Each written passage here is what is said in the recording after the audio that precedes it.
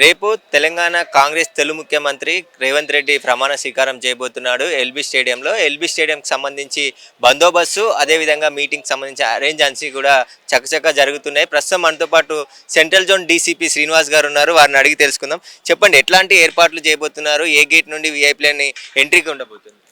మనకు ఈ 8 గేట్ నుంచి సీఎం గారు వస్తారు, లోపలికి వస్తారు. సపరేట్ ఏదైతే సీఎం గారికి ఖాన్ లతీఫ్ ఖాన్ బిల్డింగ్ వైపు నుంచి వస్తారు. మనకి అటు నుంచి సపరేట్ వే పెట్టేసినాము. ఎక్కడ కూడా ప్రజలకు ఇబ్బంది కాకుండా, వచ్చే వాళ్ళకి ఎవరికి ఇబ్బంది కాకుండా అన్ని గేట్స్ దగ్గర బందోబస్తు వేసుకొని జరిగింది. వివిధ రూట్లలో బ్యారికేడ్స్ వేసుకోవడము, వాళ్ళ తర్వాత సెక్టర్స్గా విభజించుకొని సీనియర్ ఆఫీసర్స్ అందరు కూడా గైడ్ చేస్తున్నారు. గైడ్ చేసిన విధంగా మనం బందోబస్తు వేయడం జరిగింది. అంటే ఢిల్లీ నుంచి కూడా సోనియా గాంధీ, రాహుల్ గాంధీ, ప్రియాంక గాంధీ కూడా వస్తున్నారు కదా, ఒకే గేట్ నుండి వస్తారా? ఇక్కడికి వచ్చే లోపలికి వచ్చే ప్రజల నుంచి ఏ గేట్ నుంచి అలౌ చేస్తారు? వివిఐపీలకు, సిఎంసీ మెంబర్స్కి, మళ్ళీ తర్వాత సీనియర్ మోస్ట్ సీఎంస్ బయట నుంచి టీఎంస్ కూడా వస్తున్నట్టు తెలిసింది. వాళ్ళకి ఇన్ఫర్మేషన్ ఇచ్చినారు. సో సాయంత్రం కానీ అది మొత్తం టోటల్ డీటెయిల్గా వస్తుంది. దాన్ని బట్టి మనం రూట్ నిర్ణయించుకొని వాళ్ళకి కరెక్ట్గా అకామిడేట్ చేయడం జరుగుతుంది. అంటే ఈ గ్రౌండ్లో మొత్తం ఎంతమంది ప్రజలు ఈ ప్రమాణ స్వీకారంలో పాల్గొనబోతున్నారు? ఎంత కెపాసిటీ ఈ గ్రౌండ్ది? ఎట్లాంటి ఏర్పాటు చేశారు? మనకు ఆన్ గ్రౌండ్ 8,000 ఒకటేసి, మళ్ళీ తర్వాత గ్యాలరీస్ అన్నీ కూడా 22,000 as per the sitting capacity ఉన్నాయి. అవన్నీ కూడా ఫుల్ చేస్తారు. కాకపోతే మన ఆర్గనైజర్ చెప్పేది ఏంటంటే దాదాపు 1,00,000 పైన విజిటర్స్ వివిధ డిస్టిక్ల నుంచి రావడం జరుగుతుంది. వాలంటీర్కి కూడా వస్తున్నట్టు తెలుస్తూ ఉంది.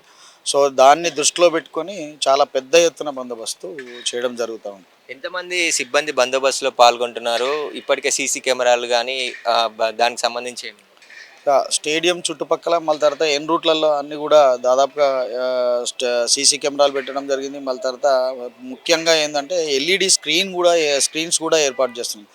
మనకేమో కెపాసిటీ 30,000, ఆ పైన చాలా పెద్ద ఎత్తున 3 వంతులు ఎక్కువ వస్తున్నట్టు తెలుస్తుంది. కాబట్టి బయట కూడా ఒక 15 మన ఎల్ఈడి స్క్రీన్స్ ఏర్పాటు చేస్తుంది. అందరికీ వచ్చిన వాళ్ళకి అనుగుణంగా బయట నుంచి వీక్షించేటట్టు అవన్నీ కూడా ఏర్పాటు చేయడం జరిగింది. రేపు వర్కింగ్ డే ఉంది. సిటీలో ట్రాఫిక్ రూట్స్ ఏమైనా చేంజ్ చేసే అవకాశం ఉందా? పార్కింగ్ ఎక్కడ ఏర్పాటు చేయబోతున్నారు? పార్కింగ్ ప్లేస్లు అవన్నీ కూడా ట్రాఫిక్ సీనియర్ ఆఫీసర్ సార్ ఉన్నాడు, అర్షల్ సిపి గారు. ఆ సారు మొత్తం డిజైన్ చేయడం జరిగింది. అది కూడా ప్లాన్ చేయడం జరిగింది. సాయంత్రం వరకు ట్రాఫిక్ అడ్వైజరీ కూడా ఇస్తారు. వివిధ రూట్లలో ఎక్కడి నుంచి ఏ రూట్లో ఎవరు రావాలి, ఎక్కడి నుంచి రిస్ట్రిక్షన్స్ ఉన్నాయి, ఏ వెహికల్స్ వచ్చేటి ఎక్కడ పార్కింగ్ చేసుకోవాలని సఫిషియెంట్గా అన్ని బందోబస్తు ప్లాన్ చేసుకోవడం జరిగింది. రేపు మొత్తం ఎంతమంది పోలీస్ సిబ్బంది ఈ బందోబస్తులో పాల్గొంటున్నారు?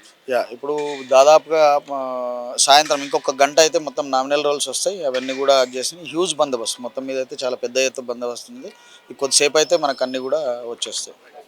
ఖచ్చితంగా ఎల్బీ స్టేడియంలో పూర్తి బందోబస్తు ఏర్పాటు చేయడం జరిగిందని చెప్తున్నారు.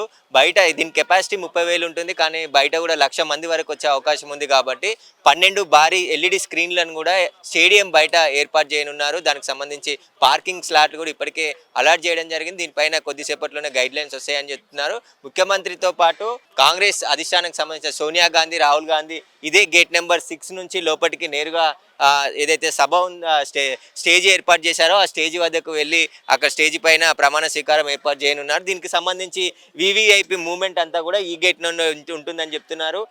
పబ్లిక్ కూడా దాదాపు 1,00,000 మందికి పైగా దీంట్లో పాల్గొనే అవకాశం ఉంది. కాబట్టి మొత్తం దానికి తగ్గట్టుగానే బందోబస్తు ఏర్పాట్లు అయితే చేయడం జరిగిందని చెప్పేసి కూడా సెంట్రల్ జోన్ డీసీపీ శ్రీనివాస్ చెప్తున్నాడు.